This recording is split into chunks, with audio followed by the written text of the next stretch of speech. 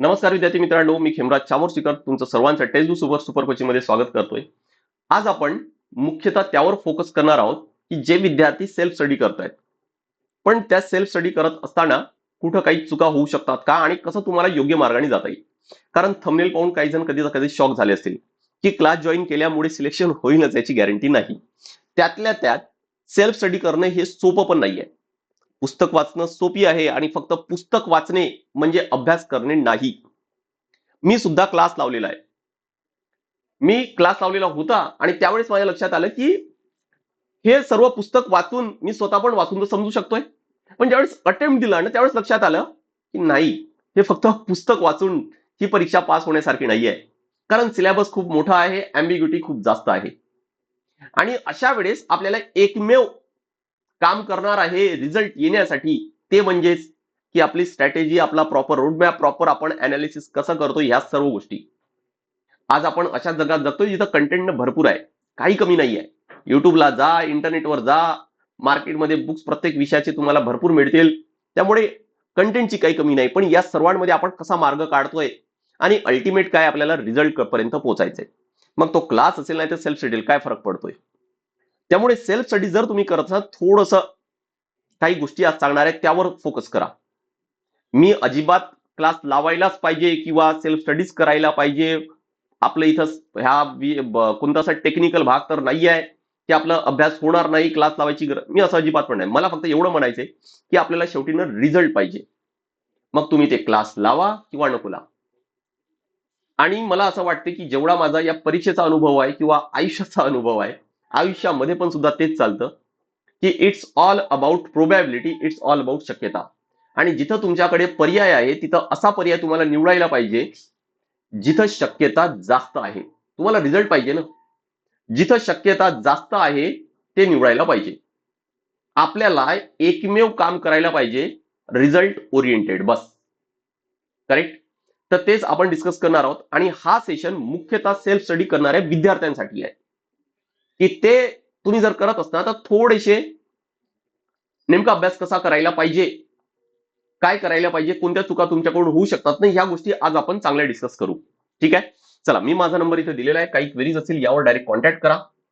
WhatsApp group join करायचा आहे, याच नंबरला मेसेज करा. आणि मुख्यतः काय की कोणत्या परीक्षेची सुरुवात आपल्या सिलेबस पासून होते, त्यामुळे एमपीएससी असेल किंवा युपीएससी असेल, सिलेबस जर तुम्हाला हवा असेल डायरेक्ट मला मेसेज करा.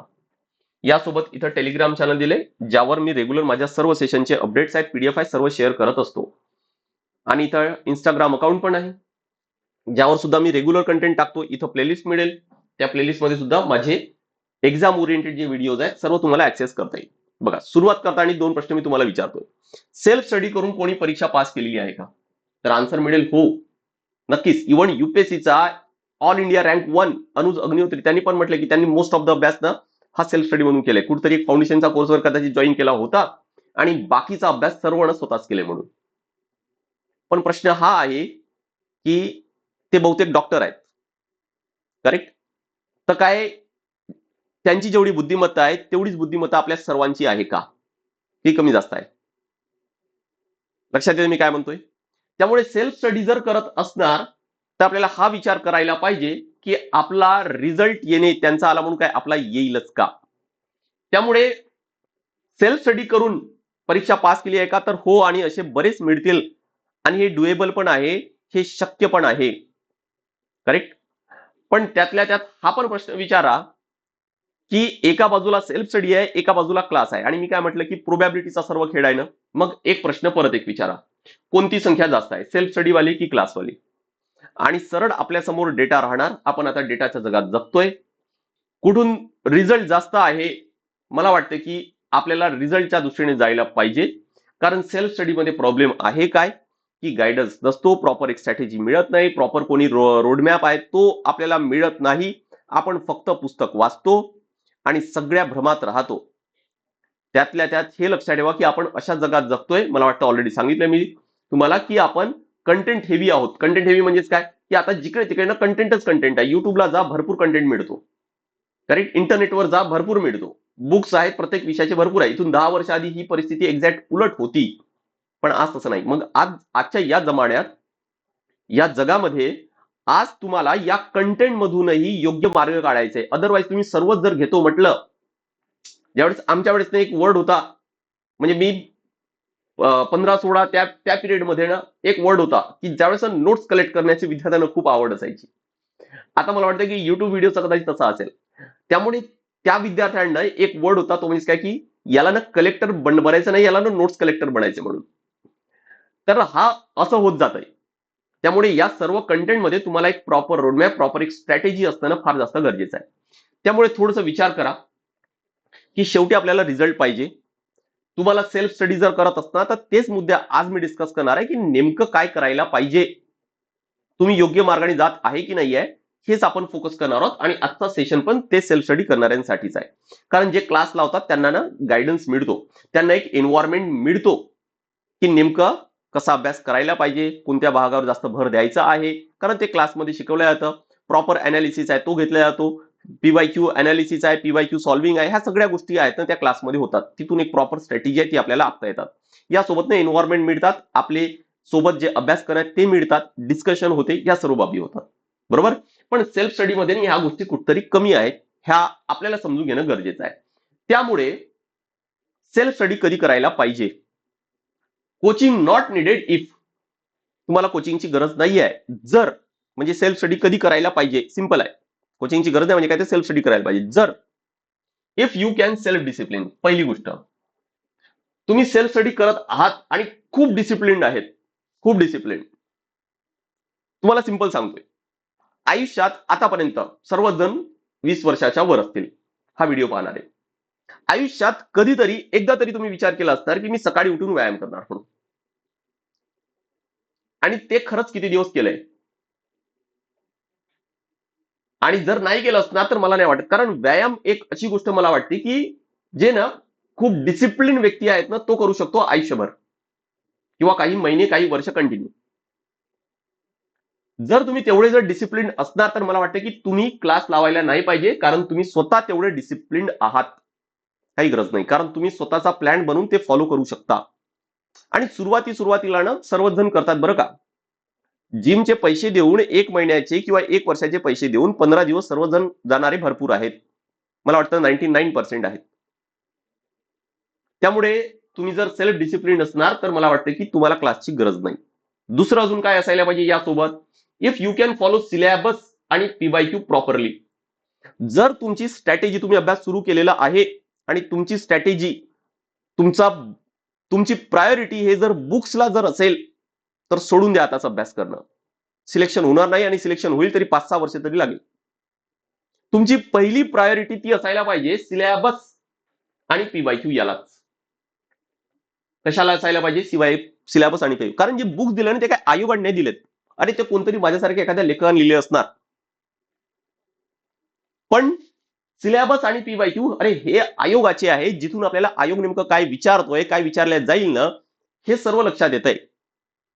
त्यामुळे तुम्ही याला डिकोड करू शकत आहात स्वतः, म्हणजे सिलेबस सोबत पीवायक्यू घेतात आणि स्वतः जर डिकोड करू शकत आहेत की नेमका अभ्यास कसा करायचा आहे. म्हणजे लेट्स से की एक पुस्तक आहे आणि त्या पुस्तकातूनही तुम्ही नेमकं काय वाचायचंय आणि काय सोडायचे हे जर तुम्ही स्वतः डिसाईड करू शकताय on the basis of this syllabus आणि पीवायक्यू, तर तुम्हाला सेल्फ स्टडी करायला पाहिजे. Next, if you avoid resource overload. मी तुम्हाला म्हटलं नोट्स कलेक्टर, किंवा आता व्हिडिओमध्ये असेल की हा पण व्हिडिओ पाहायचा आहे, तो पण व्हिडिओ पाहायचा आहे, तो पण पाहायचा आहे, तो पण पाहायचा आहे, इकडे पण जायचंय, तिकडे पण जायचंय. कशामुळे? Fear of missing out, FOMO ज्याला म्हटलं जातं. तुमच्यामध्ये जर हा जर फोमो असेल की काहीतरी तुमच्याकडे प्रॉपर स्ट्रॅटेजी नाही आहे, आणि ज्याकडे स्ट्रॅटेजी नाही आहे ना प्रॉपर, त्यासोबत हे होतच, हमखास होईल की त्याला असं वाटेल की अरे नाही हा काहीतरी सुटून जातोय त्यामुळे तो पण कर. का? कारण प्रॉपर स्ट्रॅटेजी, त्याच्या स्ट्रॅटेजीमध्ये तो भाग बसतच नाहीये, पण त्याला वाटते की ते सुटून जाईल म्हणून. त्यामुळे जर तुम्ही असे जर रिसोर्स ओव्हरलोड करत असणार तर मग सेल्फ स्टडी सोडून द्या. आणि जर तुम्ही ते अवॉइड करू शकत असणार तर सेल्फ स्टडी तुमच्यासाठी आहे. Next, if you can evaluate your on mistakes. जर तुम्ही तुमच्या चुका शोधू शकत आहे. बरेच विद्यार्थी काय करतात मी तुम्हाला सांगतोय, 5-6 वर्ष लागण्यामागे कारण सांगतोय एक, की पेपर झाल्यानंतर काय होतं, इव्हन या पण युट्यूबच्या चॅनलवर आन्सर की डिस्कशन होणार. बरं, विद्यार्थ्यांना त्या दिवशी काय पाहिजे? त्या दिवशी फक्त त्यांना आन्सर्स पाहिजे, दुसरं काही नाही. त्यामुळे टेक्स्टबुकच्या चॅनल तुम्ही एक पाहत असणार की ज्या दिवशी विद्यार्थ्यांची ती रिक्वायरमेंट आहे, ती डिमांड आहे, टेक्स्टबुक ती पूर्ण करणार. त्यामुळे टेक्स्टबुकच्या चॅनल ज्या दिवशी पेपर झालाय त्या दिवशी तुम्हाला आन्सर की मिळेल, पण दुसऱ्या दिवशी आपण डिटेल एक्सप्लेनेशन सब्जेक्ट वाईज घेऊन जातो. करेक्ट? पण विद्यार्थी कधी त्या मानसिकतेत राहतच नाही की त्यांच्या काय चुका झालेल्या आहेत म्हणून. तुम्ही या वर्षी जर पहिला अटेम्प्ट दिला, चला नाही झालं तुमचं क्लिअर, पण ठरवलं काय हे की पुढच्या अटेम्प्ट मध्ये व्हायचंच आहे, करायचंच आहे म्हणून. कसं करता येईल? सिंपल आहे, तुम्हाला तुमच्या चुका शोधायच्या आहेत. तुम्ही मॉक टेस्ट दिलेत आणि फक्त त्यावरून ठरवलं की माझा अभ्यास झालाय किंवा नाही आहे. मॉक टेस्ट तुम्हाला अगदी क्लिअर सांगतोय की मॉक टेस्ट तुमची परीक्षा क्लिअर होईल किंवा नाही होईल हे ठरवत नाही.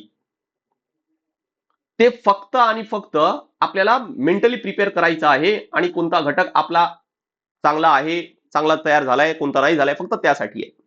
पण त्यातून ह्या मिस्टेक स्वतः काढून आपण ज्यावेळेस अभ्यास करतोय त्यावेळेस ह्या सर्व मिस्टेक्स कोणत्या होत आहेत हे शोधू नाही शकत असणार आणि ते नीट करू शकत नसणार तुम्ही, तर मग अवघड आहे, मग तुमच्यासाठी सेल्फ स्टडी नाही. मिस्टेक स्वतःचे शोधणं गरजेचं आहे. करेक्ट? इथूनच आपण पुढे जाणार आहोत. इथं कोणी नाही आहे की तुमचा बोट पकडेल आणि घेऊन जाईल म्हणून. नाही. इथं तुम्हाला तुमचे मिस्टेक्स आहेत ते स्वतः शोधायचे आहेत, स्वतः अनालिसिस. पण त्यासाठी ऑब्व्हियस आहे की तुम्हाला परीक्षेचा नॉलेज खूप तगडा असायला पाहिजे, तर मिस्टेक्स कळतील ना. बरोबर? शेवटी एकच आहे की आपल्याला रिझल्ट ओरिएंटेड काम करायचंय. नेक्स्ट आहे काय? हा पॉईंट नंतर डिस्कस करू, पण मी तुम्हाला माझं सांगतोय. इथे एक पॉईंट कदाचित टाकायला पाहिजे होता, तो म्हणजेच काय की एक्झाम ओरिएंटेड अभ्यास करणं, तो एक फार इम्पॉर्टंट आहे. आणि मी मुख्यतः मी सायन्स शिकवतोय ना, त्यामध्ये बघतोय. आपण राज्यसेवा आणि कंबाईन जी ग्रुप बी ग्रुप सी ची एक्झाम आहे त्यासाठी मी जनरल सायन्स शिकवतो, आणि त्यामध्ये ना सायन्स म्हटलं की क्युरियोसिटी भरपूर आली. बरोबर? आणि त्याला इंटरनेटवर शोधलं तर आपल्याला बरंच काही काही आन्सर पण मिळतो. पण विषय हा आहे ना की तो अभ्यास काय खरंच एक्झाम ओरिएंटेड आहे का? आपला त्यात वेळ जातोय की नाही? बरं, विद्यार्थी म्हणतात की सर मी खूप क्युरियस आहे. अरे क्युरियस राहून काय करणार? इथं आपण एक्झाम ओरिएंटेड होणं हे सर्वात असतं. मी तुम्हाला एक्झाम्पल देतो. मी एकदा डायलिसिस शिकवत होतो, हिमोडायलिसिस, ज्यामध्ये किडनी फेल झालं तर काय होतं की रक्त मशीनद्वारे रक्त बाहेर काढला जातो, परत त्याला फिल्टर करून बॉडीमध्ये टाकलं जातं. प्रश्न विचारतात विद्यार्थी, सर याला किती खर्च येणार, सर याला किती वेळा करावं लागते, ह्या प्रकारचे प्रश्न. माझं सरळ, मी थोडं रूढ वाटतं विद्यार्थ्यांना, पण मी सरळ प्रश्न विचारतो की हा प्रश्न परीक्षेत विचारला जाईल का? मी आता काल परवानं एक शिकवत होतो की फर्टिलायझर्स. आयोगाच्या मागच्या 3-4 वर्षामध्ये ना खूप जास्त भर दिला जात आहे फर्टिलायझर्सवर. आधी फक्त जे न्यूट्रिशन होते, वनस्पतीसाठी जे न्यूट्रिशन होते त्यावर होता प्रश्न. आता तिथून आयोग पुढे गेले की की कोणत्या खतांची गरज पडते, कोणते फर्टिलायझर्स. एक जण विचारतो, आता तो कदाचित कोणी शेतकरी मुलगा असेल किंवा मग त्याचा कदाचित ऍग्री झाला असेल, मला माहित नाही काय आहे. त्यांनी प्रश्न विचारला की सर हे किती वेळा द्यावे लागतात आणि किती प्रमाणात द्यावे लागतात. परत माझा तोच प्रश्न.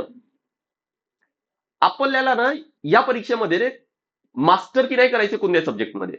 हा ऑप्शनल, राज्यसेवेच्या ऑप्शनमध्ये ठीक आहे, पण इतर विषयांमध्ये नाही. प्रश्नाचा पॅटर्न काय आहे? प्रश्नाचा पॅटर्न अगदी सोपी आहे की कोणते खते आहे आणि त्याचे कार्य काय आहे, कोणत्या प्रकारचं खत आहे, त्याचं एक्झाम्पल काय, त्याचे कार्य काय. सिंपल. ही रिक्वायरमेंट समजणं गरजेचं आहे, तिथूनच एक्झाम ओरिएंटेड अभ्यास होईल, अदरवाईज अवघड आहे.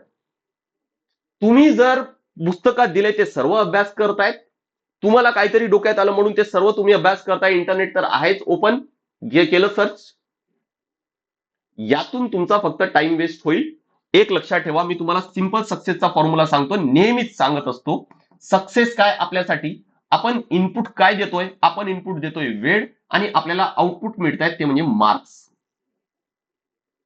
तुम्ही याचा विचार केला तर पहिल्या किंवा दुसऱ्या अटेम्प्ट मध्ये क्लिअर होईल, नाहीतर होणार नाही. सिंपल, अगदी स्ट्रेट फॉरवर्ड सांगतो मी. याचा विचार करा, किती वेळ देताय आणि त्यातून तुम्हाला किती मार्क्स मिळतात. तुम्ही एक एक सेकंदाचं कॅल्क्युलेशन करा. करेक्ट? नेक्स्ट आणि लास्ट आता पॉईंट घेऊ की या सर्व पॉईंट तुमच्या लक्षात आले असतील. हे 4, तो एक 5वा पॉईंट. तर 6वा पॉईंट सांगतोय की सेल्फ स्टडी तुम्हाला कधी करायला पाहिजे. अगदी की पॉईंट लक्षात ठेवा, जर तुमच्याकडे एक क्वालिफाईड मेंटर आहे तर.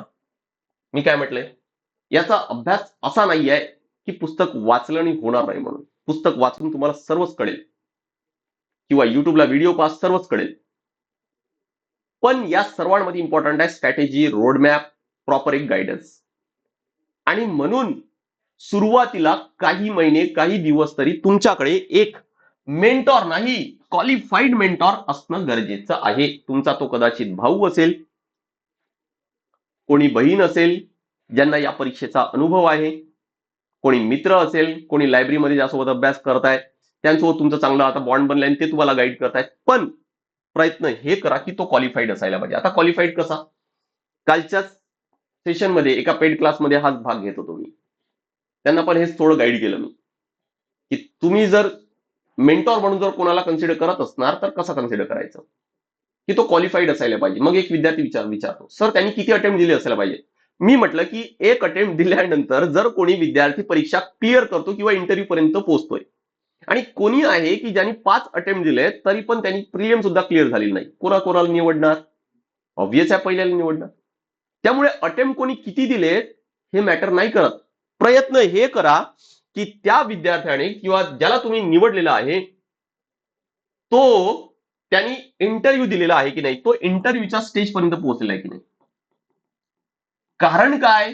कारण इंटरव्ह्यू पर्यंत पोहोचणे म्हणजे त्यांनी प्रिलिम क्वालिफाय केले, प्रिलिम त्यांनी क्लिअर केलेली आहे, तो तेवढा क्वालिफाय आहे, म्हणजे त्याला त्या स्टेजचा नॉलेज आहे. दुसरं काय की त्यांनी मेन सुद्धा क्वालिफाय केलंय आणि म्हणून तो इंटरव्ह्यूला पोहोचले, म्हणजे त्याला दोनही स्टेजेसचा नॉलेज आहे. आणि इंटरव्ह्यू ही तर ज्याने त्याला पर्सनॅलिटी टेस्ट म्हणतात, तो तर पर्सन टू पर्सन व्हॅरी करतो. आणि फायनल जे लिस्ट लागणार आहे त्यामध्ये मेन्स आणि इंटरव्ह्यू दोघांचे मार्क्स कन्सिडर केले जातील. त्यामुळे कदाचित तो जो मेंटॉर असेल त्याला कदाचित असं असू शकते की मेन्स मध्ये थोडे मार्क कमी पडलेत किंवा इंटरव्ह्यू मध्ये कमी पडलेत आणि फायनल लिस्ट मध्ये त्याचं नाव येऊ शकलं नाही. म्हणून मुद्दा क्लिअर झालाय. पण तो क्वालिफाय आहे तुम्हाला गाईड करण्यासाठी. त्यामुळे कंडिशन ठेवा की त्यांनी इंटरव्ह्यू दिलेला असायला पाहिजे. नाही तर मग असा असायला पाहिजे की त्याला कमीत कमी मागच्या 5-6 वर्षाचा तो स्पेसिफिक एक विषय शिकवण्याचा अनुभव आहे. जसं मी शिकवतोय, मी इंटरव्ह्यू दिले युपीएससीचा, पण मी मागच्या 9 वर्षापासून सायन्स शिकवतोय. त्यामुळे या सायन्स म्हणजे मी बाकी तुम्ही मला बाकी विषयाचा काही एखादी प्रश्न विचारा, मी म्हणणार की मला नाही येत. का? कारण माझा फोकसच आहे की सायन्स सायन्स सायन्स सायन्स याचा अभ्यास, याचा अनालिसिस असा करायचा की आपल्याला प्रेडिक्ट करता आलं पाहिजे. करेक्ट? की नेमका आयोगने यावर्षी यावर प्रश्न विचारू शकतो म्हणून एवढं अनालिसिस करायचंय की आयोगाचा या भागावर प्रश्न येऊ शकतो. म्हणजे मी जर काही हॉट टॉपिकची लिस्ट दिली तर त्यातले मॅक्झिमम टॉपिक्सवर प्रश्न आयोगाद्वारे विचारले जाऊ गेले पाहिजे. एवढं क्वालिफाय झालं पाहिजे. म्हणजे मी तुम्हाला हे पण सांगतोय की मी आधी सायन्स आणि सीसॅट 2 विषय शिकवत होतो, पण मला असं वाटलं की नाही, आता सीसॅटनं मी आता नाही घेणार, मी फक्त सायन्सवरच फोकस करणार. त्यामुळे माझा पूर्ण वेळ हा आता सायन्सवरच जातो. त्याचे नोट्स, त्याचं अनालिसिस, त्याची स्ट्रॅटेजी यावरच जाते. लक्षात येत आहे? त्यामुळे मग असा निवडा ज्याला मागच्या त्यांनी सगळं काही विषय सोडून फक्त त्या एकाच विषयाच्या मागे तो आता लागलाय. त्यामुळे तो व्यक्ती तुम्हाला त्या विषयासाठी किंवा त्या परीक्षेसाठी गाईड करू शकतो. म्हणजे बेसिकली त्याला त्या मागच्या कमीत कमी 5-6 वर्षाचा शिकवण्याचा अनुभव आहे. म्हणजे त्यांनी ना दोन्ही फेज पाहिलेले आहेत. त्यांनी ना as a student, as a aspirant म्हणून पण फेज पाहिलंय आणि त्यांनी ना एक टीचरचा फेज पण पाहिले. त्यामुळे काय होणार की टीचर बनल्यानंतर एक लक्षात येते की ज्यावेळेस आपण समोरच्या ऍस्पिरंटना, समोरच्या विद्यार्थ्यांना बघतोय ना, मी एक लक्षात येते की मी पण असाच होतो आणि माझ्याने सुद्धा ह्याच चुका अशाच झालेल्या होत्या ज्या चुका आज मॅक्झिमम ऍस्पिरंट्स करतायत म्हणून हे लक्षात येतं. त्यामुळे ना एक तो टीचर आहे ना, तो चांगला गाईड करू शकतो. आय होप की हे क्लिअर झालं असणार तुम्हाला. त्यामुळे क्वालिफाईड मेंटर कसा यायला पाहिजे? Because this exam not merely about study, फक्त स्टडी बद्दल नाही आहे, तर स्ट्रॅटेजी, प्लॅनिंग आणि टाइम मॅनेजमेंट आहे. हा फॉर्म्युला कशाचा आहे? हा फॉर्म्युला टाइम मॅनेजमेंटचा, दुसरं काही नाहीये की तुम्ही किती वेळ देताय आणि त्यातून तुम्हाला किती मार्क्स मिळतात. आय होप की इथून लक्षात आलं असेल की सेल्फ स्टडी जर तुम्ही करत असणार तर ते कसं करायचंय. शेवटी जाता जाता तुम्हाला एक माझा जो फायनली आता ओपिनियन आहे यावर ते सांगतोय. कोचिंग खरंच पाहिलं तर इज नॉट कंपल्सरी तर नाहीये, कारण आपल्या समोर बरेच रिझल्ट आहेत. But it can help depending on the person to person. मी तुम्हाला काही कंडिशन सांगितलेत की सेल्फ स्टडी करायचं, कधी करायचं म्हणून, आणि त्यात तुम्ही एकामध्ये जरी फेल होत असणार तर तुम्हाला कोचिंग नक्कीच हेल्प करणार आहे. आय होप की हा एक मुद्दा ना त्या सर्वांमधून तुमचं क्लिअर झालं असेलच.